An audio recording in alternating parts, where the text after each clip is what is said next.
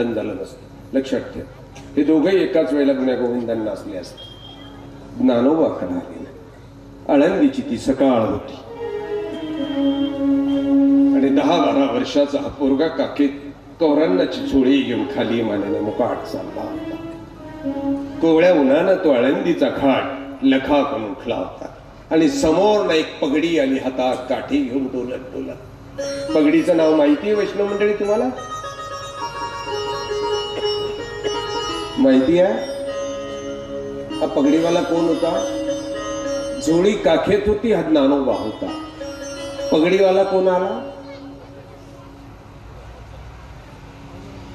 कोण?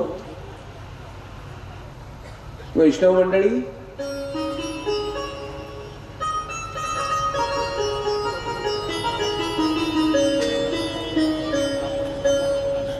विसोबा खेचर.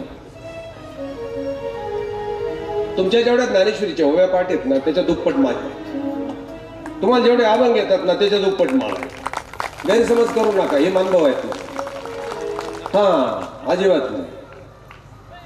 महानुभावांमध्ये द्वेष नाही, ईर्ष्या नाही. महानुभाव हे अभ्यासू असतात. तुमच्याकडे किती ज्ञानेश्वरी आहेत तुम्हाला माहित नसेल, मात्र मजजवळ 25 ज्ञानेश्वरी आहेत वेगवेगळ्या. ज्ञानेश्वरी मालकी कुणाचीच नाही. ज्ञानेश्वरी भगवद्गीतेची टीका, तुकोबाची माल गाथा. मला असं वाटतं की आमच्या देहूचे बाबा आलेले आहेत. हा बाबा, हे बाबा देहूचे आहे. हा, 1,400 घरं माळीवाड्यात देहूमध्ये मानभाव पंथाचे आहे. 1,400 घरं माळीवाड्यामध्ये आणि प्रचंड मोठं मंदिर आहे देहूमध्ये. परत विठ्ठलवाडी आहे, विठ्ठलवाडीमध्ये परत एक मंदिर आहे प्रचंड मोठा. मला असं वाटतं मी विठ्ठल आपल्या या देहूमध्ये भागवत केलं होती का 3 वर्षापूर्वी देहूमध्ये. तुम्ही आम्ही वेगळे राहिलो. देहूमध्ये मात्र तुकोबा पादुका संस्थांचे अध्यक्ष भागवताला येऊन बसायचे समोर. हा, विसोबा खेचर पुण्य येत होती. डोक्यात पगडी होती, हातात काठी होती. जाणारा ज्ञानोबा खाली मानेने चालला होता. विसोबाची दृष्टी पडली आणि विसोबाने शिवी घालले, करे संन्यासाचे भ्रष्ट संतती, तुमचं तोंड पाहिलं ना तरी विटाळ होतोय. अंघोळ करावी लागेल आम्हाला. तुमच्या पायानं माखलेली ती माती आम्हाला स्पर्श झाला, विटाळ होईल. का जगता रे तुम्ही, का जगता? मरत ना. ही पगडी डोलत डोलत पुढे आली, शिव्या देत होती. हातातल्या काठीनं ज्ञानोबाच्या त्या काखेतली ती सोडी काढली. रागानं 10-12 वर्षाचा पोरगा खाली मानेनं उभा होता, खाली मानेनं उभा. का जगता रे? मराना मराना एकदम भ्रष्ट संतती संन्यासी. विसोबांचा राग मात्र शांत झाला नाही.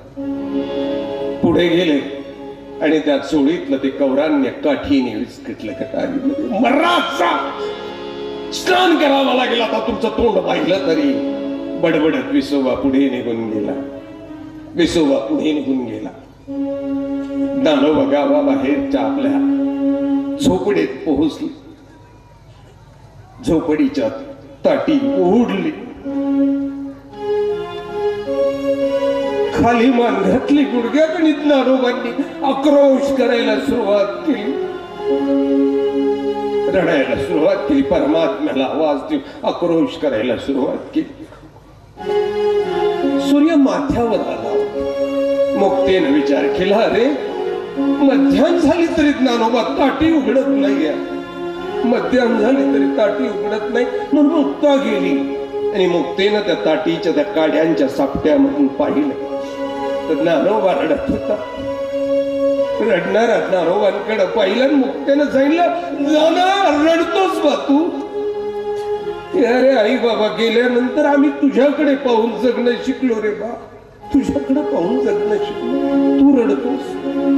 तू रडला ना बा. या अवघ्या मानव जातीची आसव कोणी पुसायचे रे ना, कोणी पुसायची बा. उघड ताटी उघड नाना, ताटी उघड. योगी पावन मनाचा